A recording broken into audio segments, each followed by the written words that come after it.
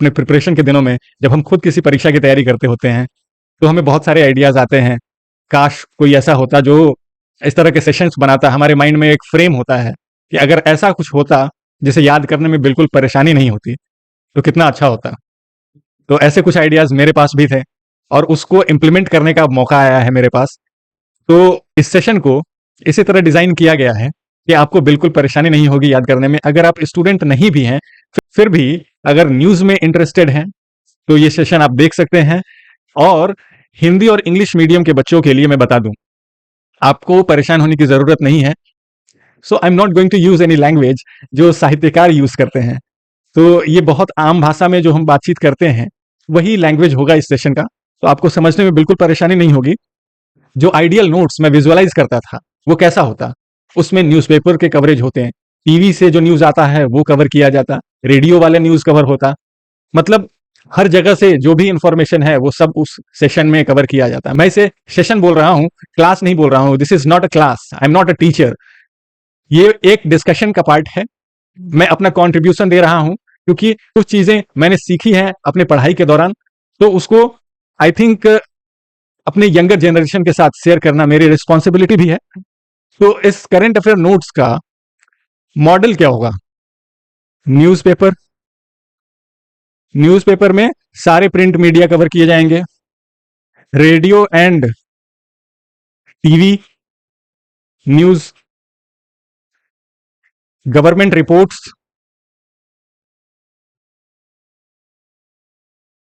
और सर्वेज जो करवाए जाते हैं उन सबको कवर किया जाएगा इस सेशन में। वैसे तो डेली बहुत सारी चीजें होती हैं और हर एक इंफॉर्मेशन एग्जाम के लिए इंपॉर्टेंट नहीं होता है, तो उनमें से बहुत ध्यान से चुनकर मैंने इस सेशन में इंक्लूड किया है इंफॉर्मेशन। तो आइए देखते हैं। कुछ अपॉइंटमेंट्स हुए हैं, की पोस्ट जो होल्डर्स हैं उनके बारे में आपको जानकारी होनी चाहिए। जरूरी नहीं है कि वो एग्जाम में आएगा, वैसे भी ऑफिसर्स के नाम बहुत कम एग्जाम में पूछे जाते हैं। हमारे बिहार के चीफ सेक्रेटरी अमृत लाल मीना को बनाया गया है, तो यहाँ पे इंफॉर्मेशन और भी इंक्लूड किया जा सकता था, जैसे कि ये किस बैच के आईएएस ऑफिसर हैं या किसको इन्होंने रिप्लेस किया है, ये पहले कौन से मिनिस्ट्री में काम करते थे, सेंट्रल डिप्यूटेशन में थे। ये सब इंपॉर्टेंट नहीं है, सवाल तो इससे कभी नहीं बनने वाला है। सवाल जो पूछे जाएंगे वो ये थोड़ी पूछेगा कि कौन से बैच से थे ये और इनकी पोस्टिंग कहाँ कहाँ हुई है। ये सब इंपॉर्टेंट नहीं है, क्योंकि आपको अवेयर होना भी जरूरी है। नॉलेज बहुत इंपॉर्टेंट है, लेकिन आसपास की चीजों से अवेयरनेस भी इंपॉर्टेंट होता है एक पर्सनालिटी इंप्रूवमेंट के लिए। तो चीफ सेक्रेटरी अमृतलाल मीना को बनाया गया है। बिहार के director general of police Alok Raj को बनाया गया है। ये सब अभी रिसेंट अपॉइंटमेंट्स हैं। टीवी सोमनाथन, इनको कैबिनेट सेक्रेटरी बनाया गया है। हाईएस्ट पोस्ट होता है ये सिविल सर्वेंट्स का। अब बढ़ते हैं न्यूज की तरफ। सोनम वांगचुक, ये लेह के रहने वाले हैं और यहां से इन्होंने एक फुट मार्च स्टार्ट किया है, पैदल मार्च स्टार्ट किया है। इनके कुछ डिमांड्स हैं। ये क्या डिमांड्स हैं? इनके टोटल 4 डिमांड्स हैं। स्टेटहुड देने की जो बात कही गई थी वो घोषणा हो। 6 शेड्यूल में, कॉन्स्टिट्यूशन के 6 शेड्यूल में, जैसा कि आप जानते हैं, स्पेशल रिकॉग्निशन दिया जाता है। असम, मेघालय, त्रिपुरा, मिजोरम, इन स्टेट्स को 6 शेड्यूल में इंक्लूड किया गया है और इनको स्पेशल प्रोटेक्शन दिया जाता है। यहाँ के जो ट्राइबल पॉपुलेशन है उनको लैंड रिसोर्सेज का पावर रहता है इनके हाथ में, फाइनेंशियल पावर होता है कि ये टैक्स कलेक्ट कर सकते हैं। जो वहां का अथॉरिटी होता है उसको एडीसी कहते हैं, autonomous district council. Autonomous district council जो होता है ये इलेक्टेड मेंबर्स से बनता है। वहां के जो ट्राइबल पॉपुलेशन है वो आपस में लोगों को इलेक्ट करके यहां अपॉइंट किए जाते हैं और कुछ नॉमिनेशंस के थ्रू भी होते हैं। तो यहां राइट्स होता है लोगों के पास कि आप टैक्स कलेक्ट कर पाएं। आप जो वहां का जमीन है ट्राइबल्स का, वो इनके एडीसी के परमिशन के बिना वहां कोई बाहर का आदमी जमीन नहीं खरीद सकता है। तो इस तरह का पावर्स होता है इनके पास। वहां का ट्राइबल्स का, जैसा आप जानते हैं, कि बहुत यूनिक इनका लाइफस्टाइल होता है और कल्चर बहुत पुराना है। तो इसको ये प्रिजर्व करना चाहते हैं और इनको पूरा हक है कि अपने कल्चर को प्रिजर्व करें। तो ये ऑटोनोमस डिस्ट्रिक्ट काउंसिल क्रिएट करके यही इंश्योर किया जाता है कि एनक्रोचमेंट ना हो बाहर के लोगों का। इसलिए 6 शेड्यूल में इंक्लूड करने की बात कही जा रही है। फिर अगला डिमांड है इनका कि पीसीएस सर्विस लेह का अपना गठन किया जाए और वहां के लोगों को भी अपॉइंट करने का प्रावधान किया जाए। चौथा और आखिरी डिमांड इनका है कि लोकसभा में लेह और कारगिल के लिए सेपरेट सीट हो। ठीक है, तो ये 4 डिमांड हैं। इनका टारगेट है कि 2 अक्टूबर तक दिल्ली पहुंचेंगे। इनका वीडियो वाला जो मैसेज है उसमें इन्होंने क्लियरली कहा है कि जब ये मार्च दिल्ली चलो स्टार्ट हुआ तो अमित शाह जी ने कुछ डिस्ट्रिक्ट्स बनाने की बात कही लेह में अलग से। तो वो डिस्ट्रिक्ट्स कैसे होंगे? अगर वो एडीसी है तो फिर हमें दिक्कत नहीं है, लेकिन अगर वो नहीं है और स्टेटहुड देने की बात अभी भी नहीं हो रही है, वो सिर्फ एडमिनिस्ट्रेटिव पर्पस के लिए डिस्ट्रिक्ट्स बनाए जा रहे हैं, तो ये एक विरोध दर्ज किया जाए हमारा कि गवर्नमेंट ने वादा करके 5 साल हो गए हैं, अभी तक उनकी मांगों को पूरा नहीं किया है। चलिए आगे बढ़ते हैं। LGBTQIA कम्युनिटी, आप जानते हैं लेस्बियन, गे, बाइसेक्सुअल, ट्रांसजेंडर, क्वीर, ये सब जो ग्रुप होता है उनके लिए सुप्रीम कोर्ट में ऑर्डर आया कि अभी इनके मैरिज को लीगल नहीं किया जा सकता है। तो उसके बाद फिर स्टेट गवर्नमेंट को इन्होंने डायरेक्ट किया कि आप अगर चाहें तो इनको जो फैसिलिटीज चाहिए वो आप दे सकते हैं। तो उसी को देखते हुए सेंट्रल गवर्नमेंट ने एडवाइजरी जारी की है स्टेट गवर्नमेंट्स के लिए भी और अपने डिपार्टमेंट्स के लिए भी। Department of food and public distribution, इनका एडवाइजरी में कहा गया कि ऐसे कपल्स को राशन कार्ड देना चाहिए। डिपार्टमेंट ऑफ फाइनेंशियल सर्विस का कहना था कि बैंक में ज्वाइंट अकाउंट खोल सकते हैं ये लोग एक दूसरे को। हम एग्जाम्पल समझने के लिए ए और बी ये कपल्स हैं और बैंक अकाउंट खोला जाएगा तो ये ज्वाइंट अकाउंट खोल सकते हैं। एक दूसरे को ये बेनिफिशियरी भी नॉमिनेट कर सकते हैं अपने अकाउंट में। फिर हेल्थ केयर सर्विस में डायरेक्टरेट जनरल ने कहा कि इनको हेल्थ केयर फैसिलिटीज जो होता है वो दे सकते हैं। जैसे ए और बी एज अ फैमिली साथ रह रहे हैं, अगर इसमें से किसी एक की डेथ हो जाती है तो ये बॉडी कलेक्ट करने का राइट भी इनके पास होगा। और फिर हेल्थ केयर सर्विसेज जो होते हैं बेसिक, वो एक्सेस करने के लिए भी इनको जो भी गवर्नमेंट की तरफ से स्कीम्स होती हैं उसमें भी इनको जगह दी जाएगी। फिर होम मिनिस्ट्री का एडवाइजरी आया कि इंश्योर करना चाहिए स्टेट गवर्नमेंट्स को कि किसी तरह का वायलेंस ना हो इनके साथ। तो इनके राइट्स को अभी, जैसा कि हमारा समाज का स्ट्रक्चर है, LGBTQIA कम्युनिटी को इतना रिस्पेक्ट नहीं दिया जाता है और बहुत अलग नजरों से देखा जाता है। तो ये अलग नजरों से देखने का जो प्रचलन है, जो सिस्टम है, इसको बदलने का समय आ गया है। हमारी सोच बदलनी चाहिए समय के साथ, तो इसलिए हमें इवॉल्व होना भी चाहिए। आइए देखते हैं अगला न्यूज क्या था। वंदे भारत ट्रेन जो चलता था उसका स्लीपर वेरिएंट लॉन्च किया गया है। अभी सर्विस ये थोड़ा टाइम के बाद देगा, लगभग 3 महीना बोला जा रहा है। 3 मंथ्स के बाद ये अपनी सर्विस देगा। तो हमारे एग्जाम में ये इंपॉर्टेंट है कि ये किसके द्वारा बनाया गया है। तो BEML ने इसको डिजाइन किया है और मैन्युफैक्चरिंग का भी रिस्पॉन्सिबिलिटी इन्हीं का था। भारत अर्थ मूवर लिमिटेड, ये डिफेंस मिनिस्ट्री के अंदर आता है।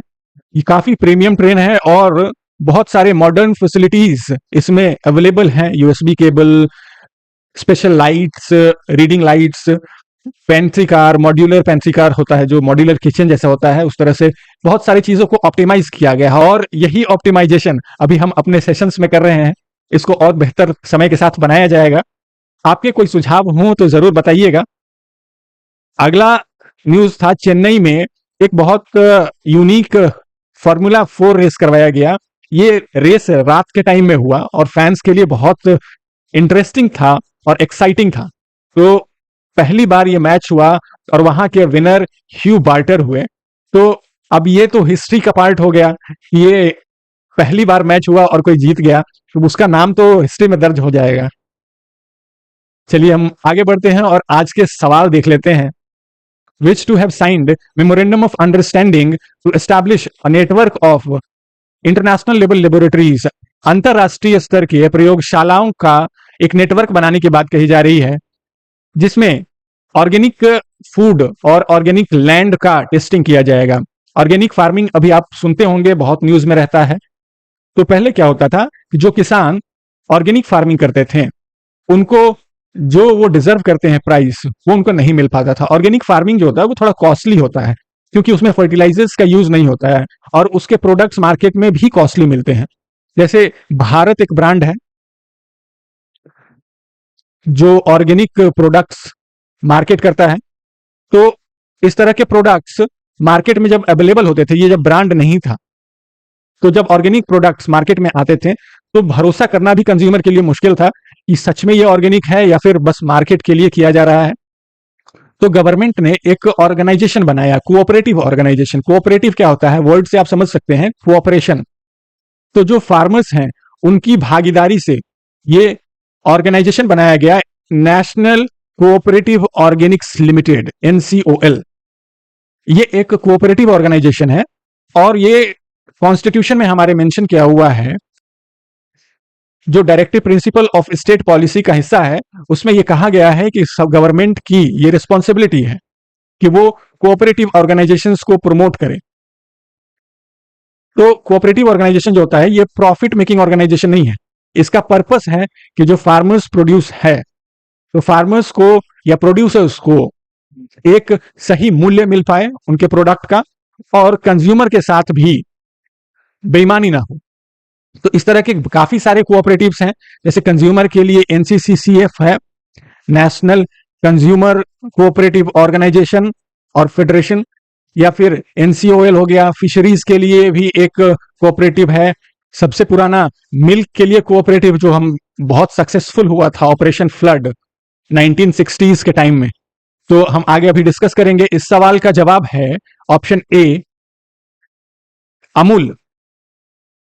गुजरात के आनंद में अमूल को स्टार्ट किया गया था 1960s में। 1960 के टाइम में इसको स्टार्ट किया गया था। इससे पहले, अमूल से पहले, पॉल्सन नाम की एक कंपनी थी जो अंग्रेजों के टाइम में एक पारसी के द्वारा स्टार्ट किया गया था, जिसको पॉली कहते थे। तो वो अपने नाम पे ही पॉल्सन कंपनी को स्टार्ट किए थे और ये बहुत कैपिटलिस्ट कंपनी था और उस वक्त हमारे लोगों के पास उतना पैसा भी नहीं था। तो कोऑपरेटिव ऑर्गेनाइजेशन की मदद से ही डेयरी इंडस्ट्री को डेवलप किया गया हमारे देश में, और इसका बहुत अच्छा एग्जाम्पल है ये अमूल। वर्ल्ड में कहीं भी जिस प्राइस में यहां हमारे देश में डेयरी प्रोडक्ट्स अवेलेबल हैं, ये कहीं और नहीं है। और इसका एक और बेनिफिट है कि लगभग 80% का जो कोऑपरेटिव ऑर्गेनाइजेशन का सबसे बड़ा बेनिफिट है, ये 80% जो इनकम होता है प्रोडक्ट का वो प्रोड्यूसर्स के पास जाता है, इसीलिए ये सक्सेसफुल भी है। बाकी जो भी एग्रीकल्चरल प्रोडक्ट है अगर आप खरीदते हैं तो आप खुद सोचकर देखिए कि फार्मर्स के पास कितना परसेंटेज पैसा जाता होगा। तो अगर उनके पास पैसा नहीं जाएगा, उनका डेवलपमेंट नहीं होगा, तो वो कैसे सक्सेसफुल होंगे। ये बात डेयरी इंडस्ट्री में नहीं है। चाहे आपके पास 2 लीटर है, 3 लीटर है, उससे मतलब नहीं है। आपका मिल्क कलेक्ट करने का सिस्टम बनाया गया है और फिर उसको सही मूल्य पर भी लिया जाता है, और प्रोड्यूसर्स के लिए ये बहुत अच्छा ऑप्शन होता है हमेशा। चलिए देखते हैं अगला सवाल। Choose the incorrect statement about the platform Pragati, proactive governance and timely implementation. Pragati ये क्या करता है, स्टेटमेंट बताना है आपको, पढ़ के देखिए और समझिए स्टेटमेंट को।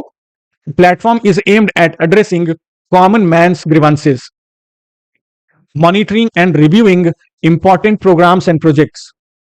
तो ये प्रगति, इसका क्या फंक्शन है, प्लेटफॉर्म जो बनाया गया है प्रगति प्लेटफॉर्म, ये क्या करता है। ये कॉमन आदमी का जो दुख है, जो ग्रीवेंसेस हैं, उसको सॉल्व करता है, या फिर बड़े बड़े जो इंफ्रास्ट्रक्चर वाले प्रोजेक्ट होते हैं उनको मॉनिटर करता है। ये it is a 2 tier system, ये 2 स्तरीय एक ऑर्गेनाइजेशन है।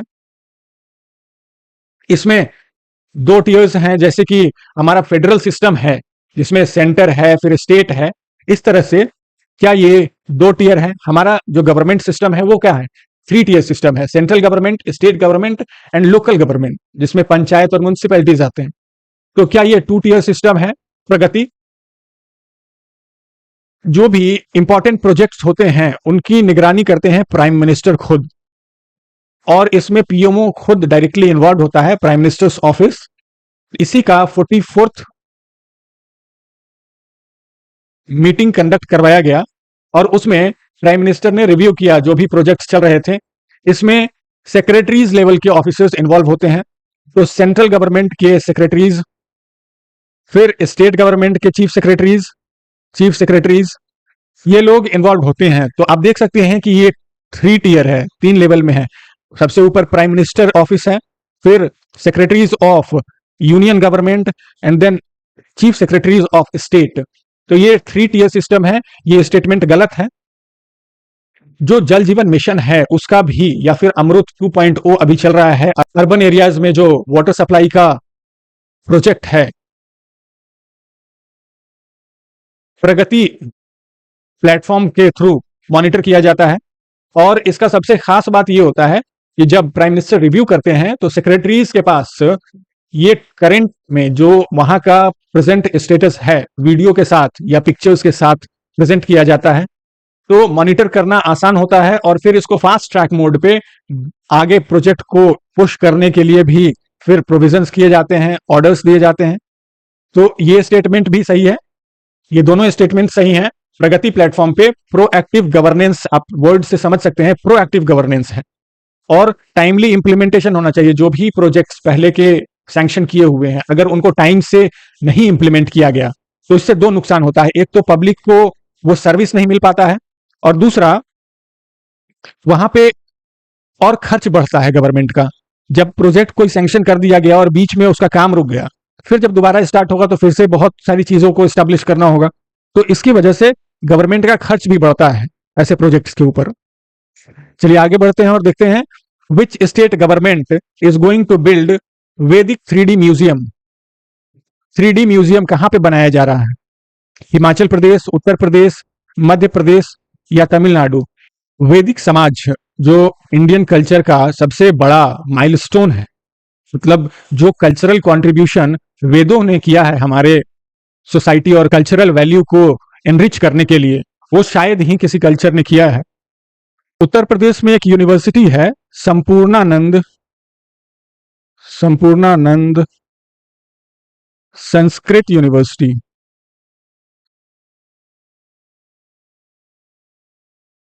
और यहां पे है एक सरस्वती भवन।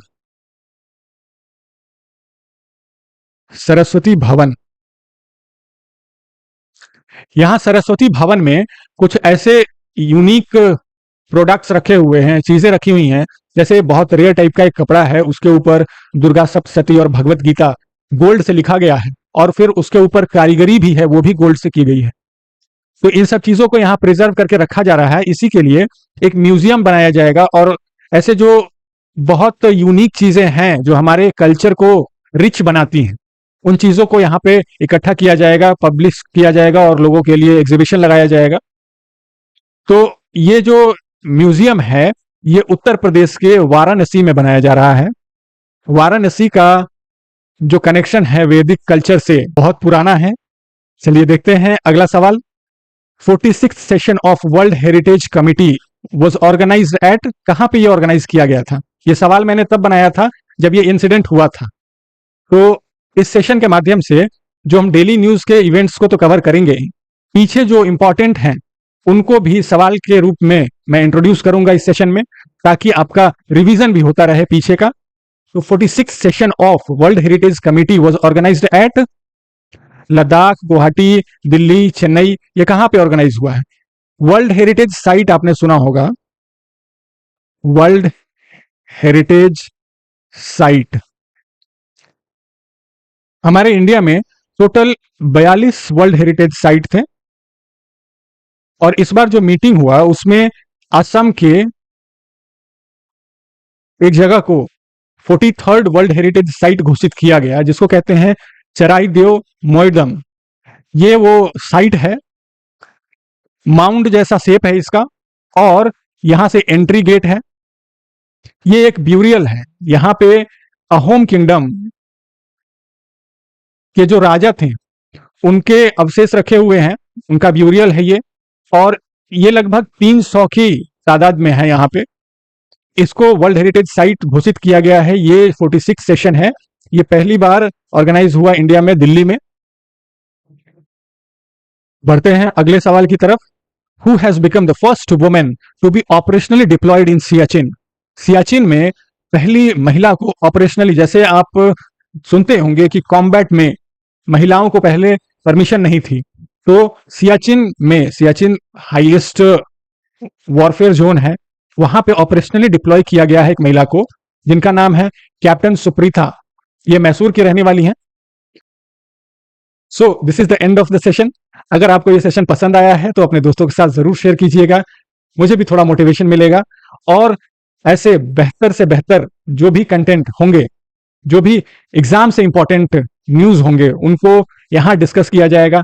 अगर आपका कोई सुझाव है जिससे इस सेशन को और बेहतर बनाया जा सकता है तो जरूर बताइएगा कमेंट सेक्शन में। धन्यवाद।